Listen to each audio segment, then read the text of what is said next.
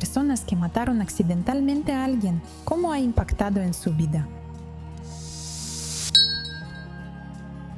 No fue culpa mía, pero cuando yo conducía una furgoneta de transporte de sillas de ruedas, falló un soporte que las sujetaba.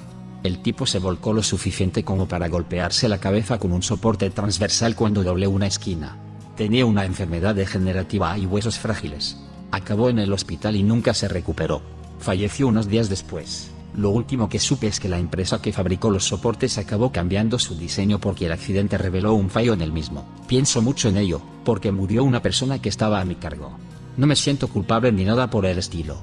No podía haber hecho nada de otra manera, simplemente algo se rompió. Pero sigue siendo un fastidio cuando pienso en ello.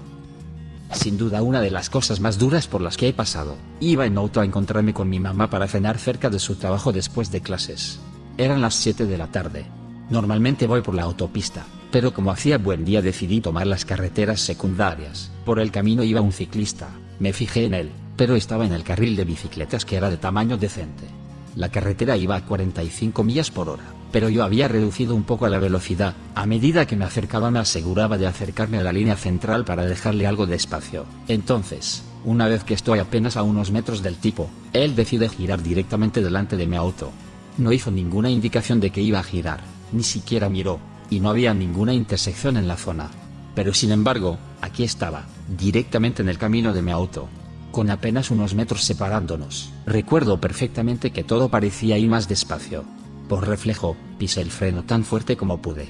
Vi con agonía como mi auto chirriaba hacia él. Lo último que recuerdo es su cuerpo subiendo hasta mi parabrisas, el sonido del metal crujiendo y los cristales rompiéndose, y la sangre, supuestamente, había llamado a la policía histérica pidiendo ayuda. Cuando llegaron, yo estaba en el suelo, arrodillada junto al hombre, sollozando, mientras él yacía boca abajo en la acera, sin moverse. Lo declararon muerto en el acto. Después del accidente, me quedé entumecida. No podía dormir. No podía comer. Estaba tan mareada que apenas podía mantenerme en pie, y en los pocos momentos en que podía recomponerme me veía obligada a mantener una y otra vez la misma conversación con policías, abogados, detectives, sobre lo que había ocurrido, siempre presionando para obtener más detalles. Era tortuoso y parecía no tener fin. Meses más tarde, una vez concluida la investigación, me enteré de que el ciclista, además de no llevar casco, era un drogadicto sin hogar y probablemente estaba drogado con heroína en el momento del accidente, pero eso no se supo hasta meses después de que hubiera ocurrido. Se había publicado en los periódicos locales que un ciclista había muerto en un accidente de auto. Fue una gran noticia para la ciudad, y la vi por todas partes en internet. Sé que no debería haberlo hecho, pero leía los comentarios que la gente dejaba en el artículo. Todos decían cosas como, probablemente quien conducía estaba texteando, es tan inseguro ahí fuera para los ciclistas, y otras cosas que insinuaban que era culpa mía. Lo interioricé. Aunque estoy completamente segura de que estaba prestando atención, una parte de mí no deja de pensar en mí cómo pude haber mirado hacia abajo en algún momento para quizás ajustar la radio y no vi su señal. Que perdí la oportunidad de evitar esto. Que de alguna manera es culpa mía. Durante mucho tiempo después del accidente no estuve nada bien. Dependía de los somníferos para dormir, y mi apetito disminuía. Cada vez que me subía a un auto, aunque no condujera, sentía pánico. Unos años más tarde, y después de mucha terapia intensiva, y ahora estoy casi bien. Sigo teniendo pesadillas de vez en cuando, y recuerdo los sonidos como si acabaran de ocurrir. Aún no me he perdonado del todo, y no sé si lo haré algún día. Pero ya no me impide vivirme día a día. Un tipo muy borracho tropezó fuera de la acera en el tráfico de las 5, justo delante de mí. No tuve tiempo de parar.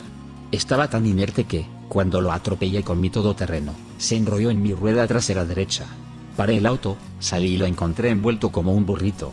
Tantos huesos rotos, sangre por todas partes, pero su cabeza descansaba sobre el neumático. Estaba a punto de tocarlo, a pocos centímetros de distancia, y lo vi respirar. Empecé a llorar, subí a la acera y entré en estado de shock. Después vinieron los bomberos, la policía y la ambulancia. Tomaron el informe y un amigo me llevó a mi apartamento. Pasé ese fin de semana en su casa, y me llevaron el auto a mi apartamento con antelación. Pero tardé más de una semana en poder volver a conducirlo.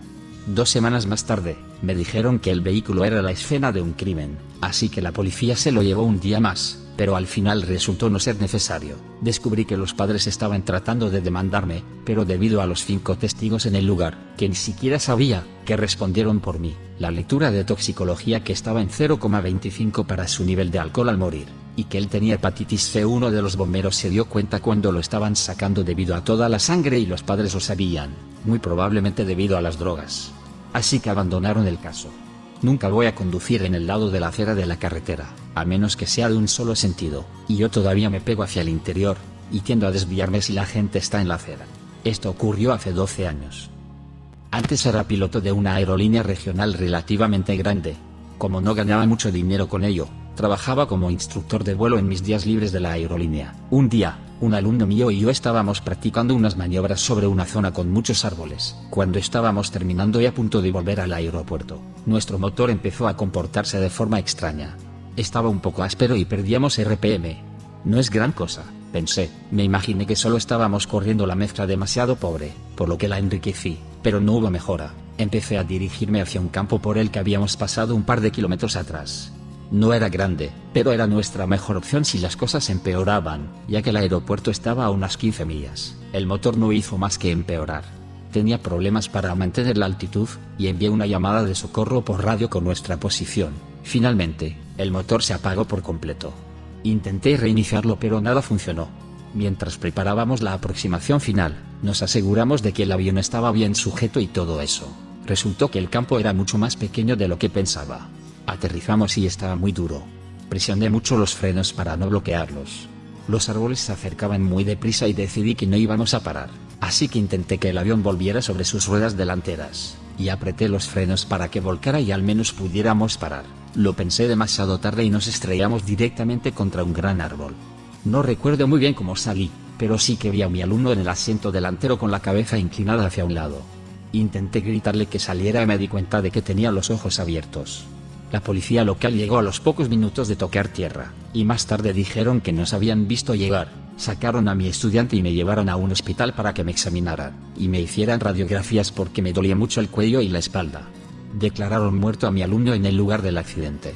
Se rompió el cuello con el impacto. No me tomaron ninguna medida legal ni nada. La NTSB y la FAA dijeron que hice lo correcto en la situación.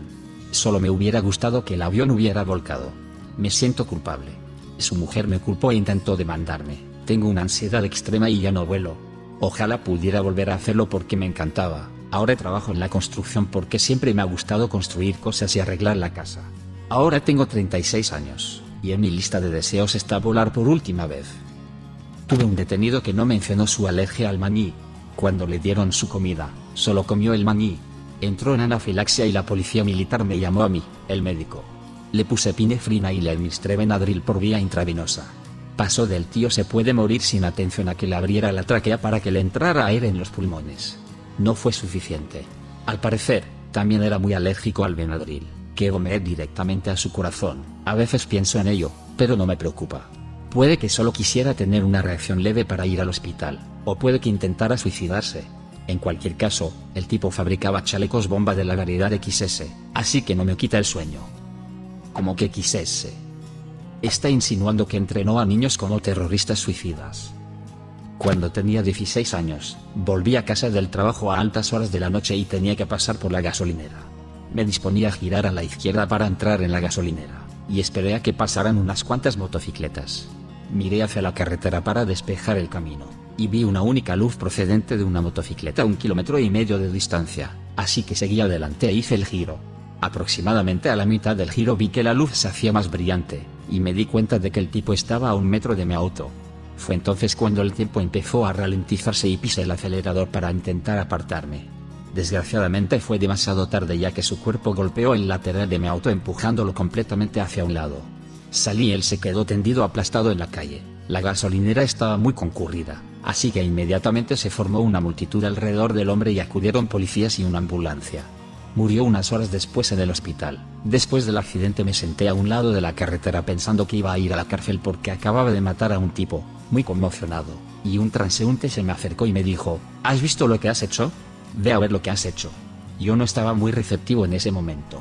Después de que vinieran los detectives y hablaran con la gente, descubrí que el tipo iba a más de 240 km por hora en moto intentando alcanzar a sus amigos, y que cuando se acercó a mí no redujo la velocidad, sino que aparentemente saltó de la moto y solo su cuerpo golpeó mi auto. Resulta que si se hubiera quedado en su moto me habría pasado completamente y ya. Me molestó durante algún tiempo, pero he llegado a aceptar que este tipo de locuras suceden. solo hay que seguir adelante. Durante 25 años creí que había matado a mi abuela. Yo tenía entonces 15 años y me quedaba con mi abuela que tenía asma. Ella me despierta por la mañana y tenía dificultades para respirar. Me dice que ponga un poco de medicina en una máquina de respiración para ayudarla a respirar. Yo estaba bastante asustado en ese momento y no sabía cuántas gotas le puse. Mi abuela utiliza la máquina y después de no sé cuánto tiempo se cae hacia atrás en la cama y no está respirando. Salí corriendo de casa para pedir ayuda a los vecinos y ellos se hicieron cargo. Recuerdo que los paramédicos le practicaron RCP, pero ya era demasiado tarde. Empujé todo el miedo, el dolor y la tristeza dentro de mí, y me cerré a no sentir nada haciéndome distante e insensible a mis padres que intentaban ayudar. Fue 25 años más tarde, hace un año, cuando empecé a hablar con mi mujer de esto, y me di cuenta de que mis dolores de espalda empezaron por esa época, quizá medio año o un año más tarde. Hablando y haciendo terapia conseguí resolver ese trauma y estoy casi completamente libre de dolor. Parece que traumas como ese pueden poner mucha tensión en los músculos, y hacer que se tensen causando dolor físico. Cuando tenía 12 años, fui a visitar a la familia de mi padre a su país natal. Estábamos haciendo una barbacoa en casa de su tío cuando un gato se me acerca, y empieza a maullar y a pedir comida. Antes de que pudiera hacer nada, la mujer del tío se acerca, y le da una patada con todas sus fuerzas para que se vaya. Nunca había deseado tanto la muerte de alguien, sobre todo después de enterarme de que la gata acababa de tener hijos menos de 2 días antes. Una semana después, ella murió en un horrible accidente de auto, y mi padre me dijo que era culpa mía por desear que muriera. ¿Tienes una historia similar? Deja un comentario. Y suscríbete al canal si quieres ver más videos como este.